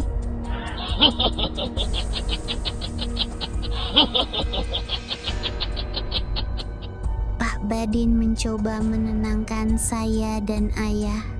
Tenang saja, ini cuma suara. Mereka tidak berani menampakkan diri. Dalam hati saya berpikir, apa-apaan ini? Suara saja sudah membuat saya merinding, apalagi kalau wujudnya benar-benar muncul. Namun, saya tidak berani mengungkapkan hal itu kepada Pak Badin. Kemudian, Pak Badin seakan-akan berkomunikasi dengan sesuatu. Kepalanya menengadah ke pohon jambu, sesekali mengangguk-angguk seolah memahami sesuatu. Lalu, seperti meminta izin, dia berkata, "Punten, saya masuk dulu. Terima kasih." Saya dan ayah hanya bisa terdiam, tidak banyak bertanya tentang apa yang baru saja dilakukan Pak Badin. Kami bertiga kemudian menuju pintu masuk. Saya baru menyadari bahwa pintu itu tidak terkunci dan bisa dibuka dengan mudah. Suara pintu terbuka, lampu ruang tengah yang menyala selama 3 hari 3 malam sudah mulai redup. Cahayanya remang-remang. Pak Badin menyuruh saya dan ayah untuk mendekat. Dia seolah-olah melakukan pagar badan untuk melindungi kami. Meski saya tidak merasakan apa-apa, Pak Badin berpesan, "Kalau nanti mendengar atau melihat sesuatu, usahakan jangan kosong pikiran.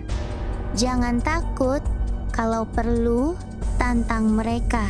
Ayah saya hanya mengangguk, sementara saya garuk-garuk kepala, merasa bingung. Pak Badin kemudian meminta saya untuk tetap diam berdiri di tempat, lalu dia berjalan menuju dapur dan kamar. Seperti seseorang yang menembus kegelapan, Pak Badin seolah-olah tidak terlihat oleh mata saat dia meninggalkan kami. Begitu Pak Badin pergi, ucapan sebelumnya ternyata bukan omong kosong. Terdengar suara napas yang sangat berat dari arah belakang saya. Begitu jelas hingga ayah saya juga merasakannya. Saya mulai gemetar ketakutan, sementara ayah terlihat biasa saja. Meski saya tahu dia juga merasa waspada, tiba-tiba terdengar suara dari arah kamar, sepertinya suara Pak Badin. "Jangan takut, Mas. Berzikir saja. Nanti mereka malah semakin menjadi." Saya mengikuti perintahnya dan mulai berzikir dalam hati. Tak lama kemudian Pak Badin datang dan meminta kami mengikutinya. Kami diajak masuk ke dalam kamar. Ruangan itu benar-benar gelap dan dingin seperti di dalam kulkas. Pak Badin maju ke pojok kamar dan seolah-olah berinteraksi dengan makhluk halus. Keadaan ini benar-benar mencekam. Saya menyesal tidak membawa kamera untuk merekamnya. Pak Badin seperti sedang berkomunikasi dengan makhluk astral. Komunikasi antara dua alam itu tidak seperti komunikasi biasa antara manusia. Pak Badin hanya diam, dengan posisi tangan menelungkup di dadanya. Selama komunikasi itu, saya merasakan gangguan yang semakin kuat. Pundak belakang saya terasa sangat berat, disertai rasa mual yang membuat saya ingin muntah. Anehnya, ayah saya terlihat biasa saja, sementara saya merasa sangat terganggu. Ternyata, dalam diam, ayah saya juga sedang berkonsentrasi, seperti sedang membaca ayat-ayat suci. Sementara saya, gangguan itu semakin kuat. Kepala saya terasa pening dan pusing, tapi saya berusaha sekuat mungkin untuk menjaga pikiran agar tidak kosong. Tak lama kemudian, terdengar suara tangisan wanita dari arah kamar mandi. Suaranya begitu sendu dan menyedihkan. Saya bertanya-tanya dalam hati, Apakah ayah dan Pak Badin juga mendengarnya? Suara itu semakin lama semakin menyayat hati, seperti menggambarkan kepedihan yang mendalam. Ini adalah pertama kalinya saya mendengar tangisan seperti itu. Namun, saya sadar bahwa tangisan itu bukan berasal dari manusia. Pak Badin memanggil kami untuk duduk bersila di belakangnya. Dia membisikkan sesuatu kepada ayah yang tidak bisa saya dengar. Sementara itu, saya diingatkan, kalau takut, pejamkan mata saja, jaga konsentrasi dan baca ayat-ayat suci sebanyak-banyaknya. Saya mengangguk, mengerti akan ucapannya. Namun, ada yang aneh. Saat Pak Badin berbicara, suara tangisan wanita itu hilang, tapi kemudian terdengar lagi dan semakin mendekat. Kali ini, saya merasa suara itu sudah berada tepat di depan saya. Tubuh saya merinding, wajah saya dipenuhi keringat, dan rasa takut semakin menjadi. Selain suara yang mendekat, saya juga mencium aroma seperti kentang rebus. Saya sangat penasaran ingin membuka mata, tapi tidak ada keberanian sedikit pun untuk melakukannya. Hampir saja saya kehilangan konsentrasi, tapi untungnya saya tetap melanjutkan bacaan ayat-ayat suci yang saya hafal. Lama-kelamaan, suara tangisan dan bau kentang rebus itu hilang. Saya menarik napas dalam-dalam.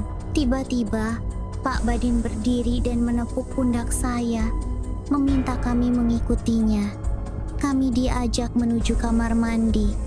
Di sana, Pak Badin kembali seperti sedang berkomunikasi dengan sesuatu. Kepalanya sesekali mengangguk-angguk, dan dia tersenyum sedikit. Sebelum mengakhiri komunikasinya, Pak Badin berkata dalam bahasa Sunda, "Ya, terima kasih. Nanti saya akan beritahu orangnya, tapi beri dia waktu untuk persiapannya." Terakhir, Pak Badin menuju tembok sebelah yang berbatasan langsung dengan gudang material toko. Komunikasi kembali dibuka, dan kali ini tidak berlangsung lama. Keadaan ini benar-benar membuat saya merinding dan penuh tanda tanya. Namun, saya berusaha tetap tenang dan mengikuti semua petunjuk Pak Badin. Malam itu, Pak Badin menghadapi 4 titik sudut rumah. Mulai dari pohon jambu di dekat gerbang, kamar tidur, kamar mandi, hingga tembok yang bersebelahan dengan gudang. Dari semua tempat tersebut, hanya kamar tidur yang terasa sangat mistis. Setelah selesai dengan tembok yang bersebelahan dengan gudang, tiba-tiba lampu yang sudah redup di tengah ruangan mati total. Tak lama setelah kejadian itu, Pak Badin seolah menarik sesuatu dari belakangku dan melemparkannya ke arah ayahku. Spontan, ayahku seperti orang yang kesurupan. Napasnya terdengar berat dan mengeluarkan suara yang tidak jelas.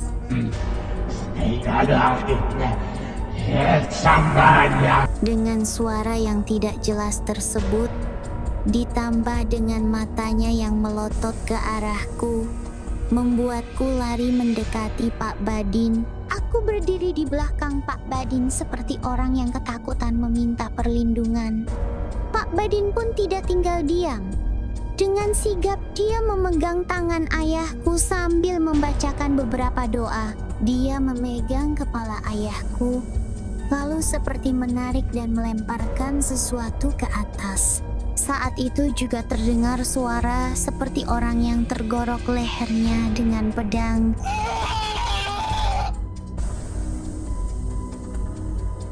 Tak lama setelah itu, ayahku sadar dan dia seolah memahami kejadian barusan.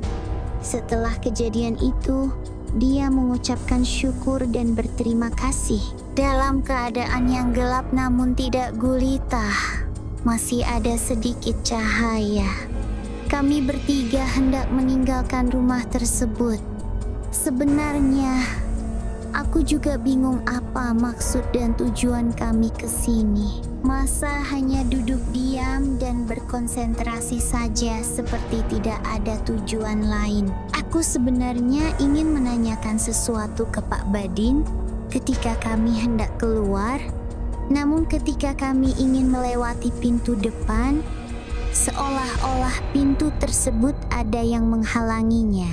Kami tidak bisa melewatinya, seperti tertahan, tidak bisa keluar.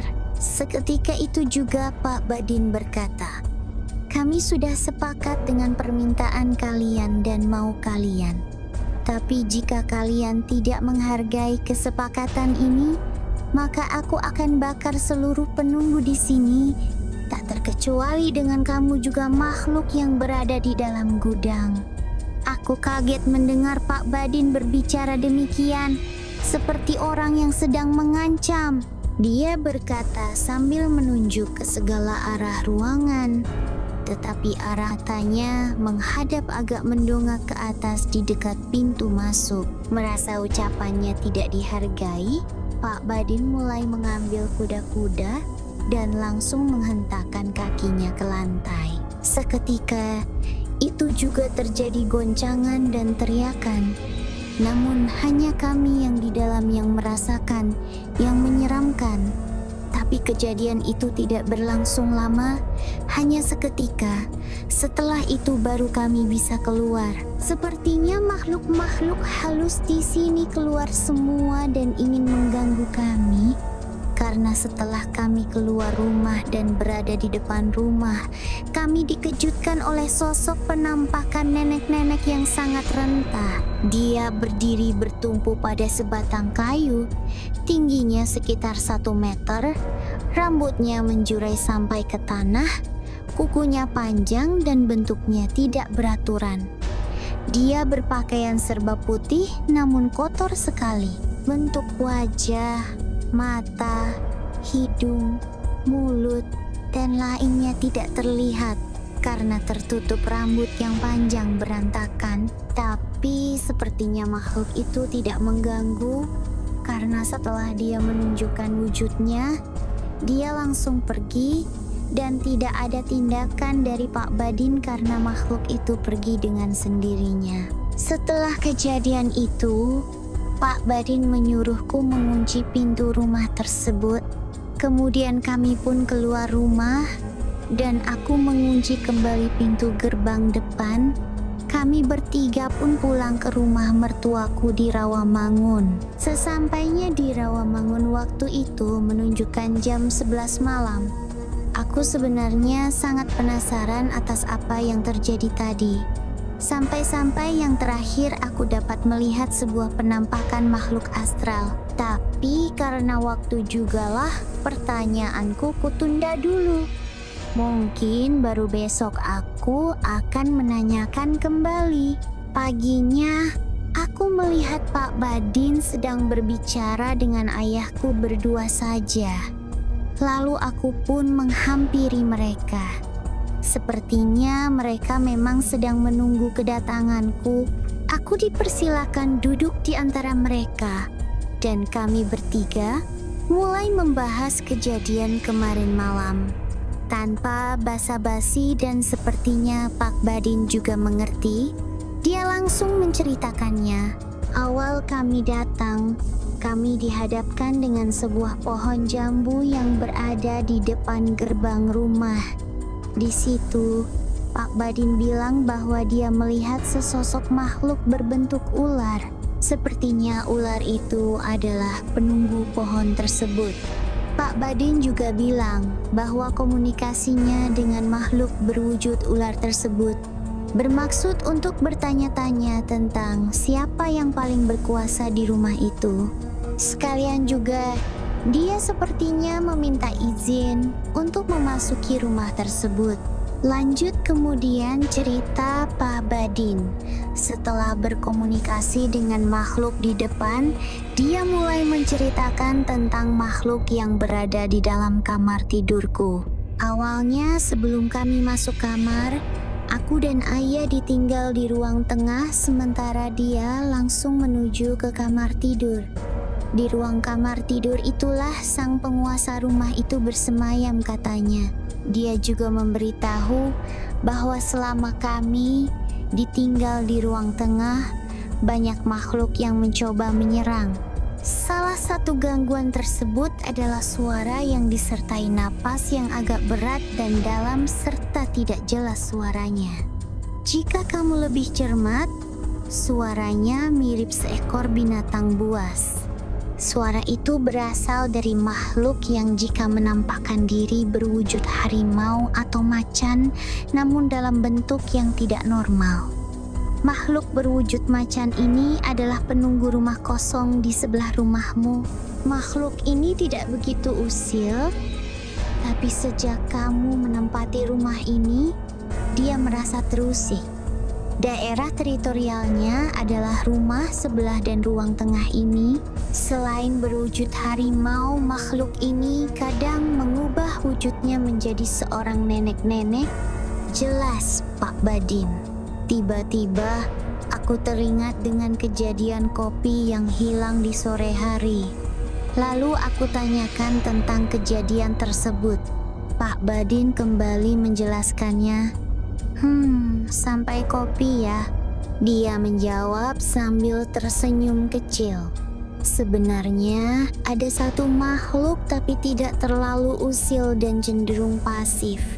Tempat favoritnya adalah pojok dekat jendela tempat kamu sering menaruh sepeda motor. Kemungkinan itu perbuatan iseng dia, tapi sepertinya dia tidak berniat menjahili kalian. Penampakan makhluk itu tubuhnya tidak terlalu tinggi, namun badannya gempal, bongsor, kepalanya seperti botak karena rambutnya jarang. Matanya sebesar bola kasti dengan 2 taring gigi yang panjangnya sampai ke bagian perut. Tapi makhluk itu sepertinya memang tidak terlalu usil. Jelas Pak Badin. Kemudian Pak Badin melanjutkan cerita tentang hasil perkara tadi malam. Nah, ini yang paling sulit untuk dikomunikasikan. Makhluk itu kadang menampakkan wujudnya dengan perawakan badan tinggi besar, hitam gelap, disertai bulu-bulu seperti gorila. Kukunya sangat panjang, matanya merah seperti darah, auranya jahat sekali, dan kesombongan tampak menempel padanya. Mungkin dialah penguasa rumah tersebut, atau bisa kita bilang Raja Jin penunggu tempat itu. Di dalam kamar itu tidak ada makhluk yang berani dengannya. Saya mencoba berkomunikasi dengannya dan membicarakan perihal tempat tinggal kalian. Jin yang tidak mau menyebutkan namanya tersebut langsung marah dan hampir mengamuk. Dengan nada tinggi, dia berkata, "Hai bangsa manusia, berani benar engkau mengusik tempat tinggalku. Sampai kapanpun aku tidak akan membuat hidup kalian tentram." Lalu saya jawab, "Kenapa kami tidak boleh tinggal di sini? Toh bumi ini diciptakan oleh Tuhan untuk diisi oleh manusia." Sontak saja si Jin mengamuk, tapi saya tak biarkan itu terjadi. Saya bacakan beberapa ayat suci dan si Jin merasa tubuhnya terbakar. Dia berteriak meminta ampun, tetapi saya tidak menghiraukannya sampai dia berkata tobat. Baru saya hentikan bacaan saya. Baiklah, saya tidak akan mengganggu, tapi saya minta agar saya dan pengikut saya tetap diizinkan tinggal di tempat ini. Kami tidak mau dipindah-pindah dan berjanji tidak akan mengganggu mereka lagi, teriak si Jin sambil merintih. Lalu saya tanyakan kepadanya apa yang membuatnya terusik dengan keberadaan kalian. Bukanlah mereka ini orang biasa saja. Si Jin menjawab, "Untuk yang wanita, aku tidak berani menyentuhnya. Bahkan pernah hendak mencekiknya sewaktu tidur, tetapi seperti ada yang melindunginya, aku tak bisa mendekatinya." "Mungkin yang dia maksud wanita itu adalah istrimu ya?" Jelas, Pak Badin sambil bertanya kepadaku. Mendengar penjelasan itu, aku hanya bisa menelan ludah dan menarik napas dalam-dalam. Yang terakhir adalah komunikasi dengan makhluk yang berada di samping, di dalam sebuah gedung material. Ini adalah makhluk yang saya jelaskan sengaja dipelihara oleh seseorang, mungkin untuk penglaris usaha atau semacamnya. Makhluk ini sebenarnya tidak usil. Bahkan ketika saya sedang berbincang dengan Raja Jin di kamarmu itu, dia juga meminta agar seluruh makhluk di rumah ini tidak diganggu. Dia beralasan ditugaskan oleh pemimpinnya untuk membantu orang yang memiliki usaha ini, dan dia juga tidak pernah mengganggu penunggu rumah sejak kedatangannya, karena memang tugasnya hanya membuat tempat ini ramai pembeli. Nah, selesai sudah semuanya. Ingat tidak ketika kejadian di ruang tengah ketika kita mau pulang? Tanya Pak Badin. Iya, ingat Pak. Ayah seperti orang kerasukan, jawabku. Nah, ada salah satu makhluk yang sejak awal sudah memperhatikan kita sejak masuk. Posisi dia berada dekat tower air rumah kamu. Ketika kita hendak pulang, dia mencoba menyerangmu. Aneh, seperti orang yang mau balas dendam, amarahnya besar sekali. Seketika itu juga saya langsung lemparkan makhluk tersebut dan dia merasuki ayahmu. Sengaja saya lakukan demikian karena ayahmu lebih siap ketimbang kamu. Dan jika terjadi apa-apa, juga tidak terlalu berbahaya dibandingkan jika makhluk itu masuk ke tubuhmu. Aneh sekali pikirku. Kenapa ketika ayah dirasuki Pak Badin tidak apa-apa? Atau apakah jangan-jangan ayah juga? Sudahlah. Biar saja jika ayah juga mempunyai kemampuan yang sama dengan Pak Badin. Itu juga bukan merupakan sesuatu yang salah. Lalu kemudian Pak Badin melanjutkan ceritanya kembali.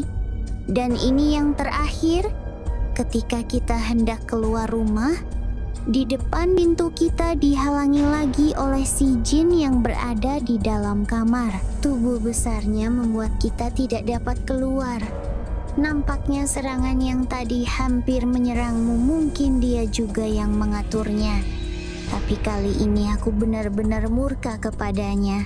Memang jangan pernah percaya janji-janji setan atau jin kafir, kata Pak Badin. Aku jadi teringat ketika Pak Badin mengancam akan memusnahkan seluruh makhluk di dalam rumah ini. Mungkin pada saat itu Pak Badin merasa kesal karena si jin melanggar janjinya untuk tidak mengganggu namun masih mengganggu. Dan aku ingat ketika Pak Badin menghentakkan kakinya ke lantai lalu kemudian disusul suara-suara teriakan kesakitan. Kejadian itu tidak berlangsung lama hingga kami dapat benar-benar keluar rumah tersebut. Sesampainya di luar, aku teringat oleh penampakan sosok nenek-nenek. Mungkin ini si harimau yang dibilang Pak Badin. Tak terasa waktu hampir sore. Di akhir kata, Pak Badin memintaku untuk segera pindah dari rumah itu. Bukan berarti kita kalah.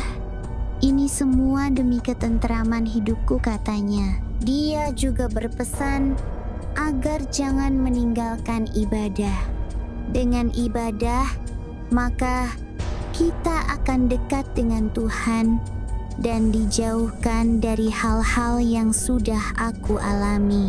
Dengan malu, aku kembali menyetujui pesannya untuk yang kesekian kalinya. Selang beberapa hari, aku menyewa sebuah mobil truk besar untuk pindahan. Aku dan keluarga berencana pindah ke Depok. Alhamdulillah di sana ada yang menjual rumah murah. Walau kecil, bagi kami yang penting rumah itu adalah hak milik kami dan letaknya tidak jauh dari rumah orang tuaku.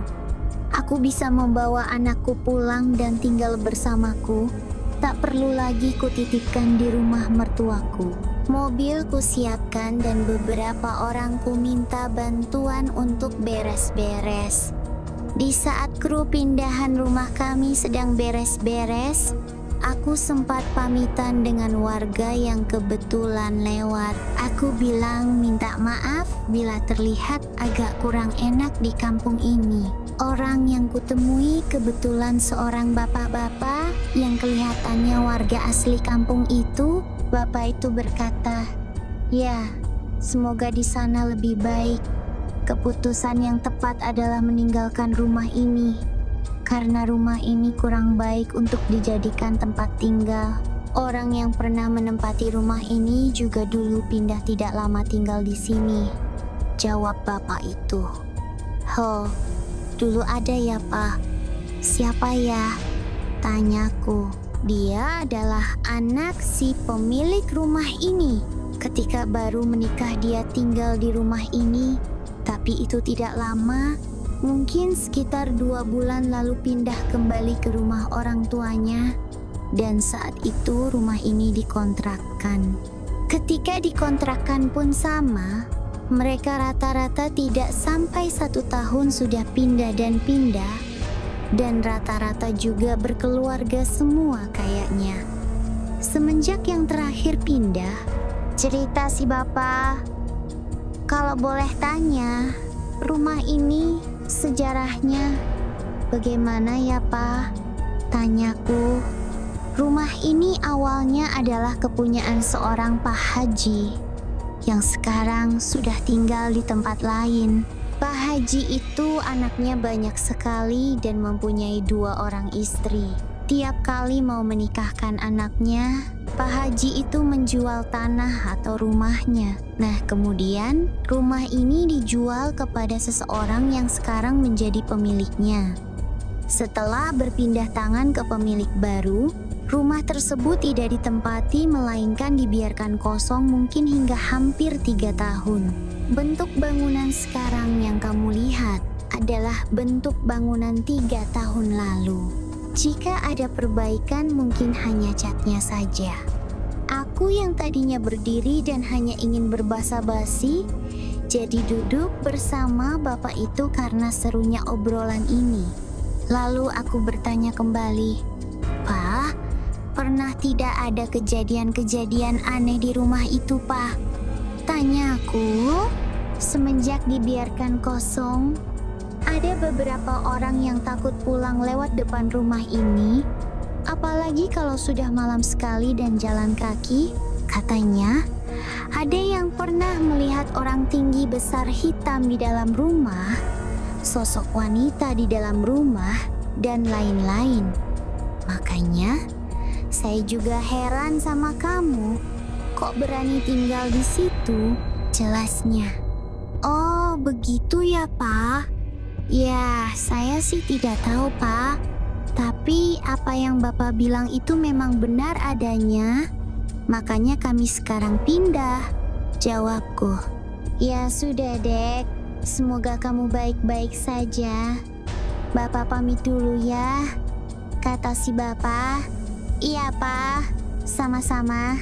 Setelah selesai semua packing, kami pun bersiap-siap untuk berangkat pergi.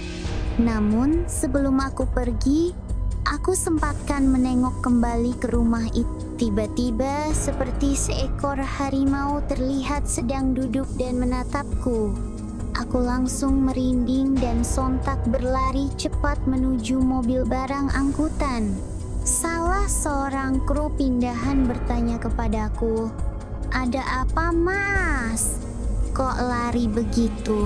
Seperti habis melihat setan?" tanyanya. "Oh, tidak ada apa-apa kok, Pak. Saya cuma iseng saja tadi," jelasku. Sampai saat ini, aku dan keluarga tinggal di Depok. Tak ada lagi kejadian yang aneh-aneh. Kalaupun ada, itu mungkin hanya hal biasa saja. Ternyata, selama berbulan-bulan aku menempati rumah yang penuh dengan makhluk halus. Untungnya cepat terungkap, kalau tidak aku bisa terkena dampaknya. Tapi semua kejadian itu benar-benar pelajaran berharga buatku sampai sekarang. Jauh dari Tuhan sama dengan dekat dengan setan. Itu saja cerita pengalamanku. Meskipun endingnya kurang klimaks, yang penting hikmahnya semoga bisa bermanfaat.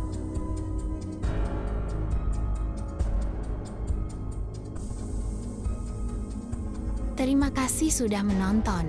Jangan lupa untuk like, komen, dan subscribe channel Wana Official. Nyalakan notifikasi agar kamu tidak ketinggalan video seram lainnya. Sampai jumpa di petualangan menyeramkan berikutnya. Apabila ada cerita yang ingin disampaikan, silahkan tulis di kolom komentar.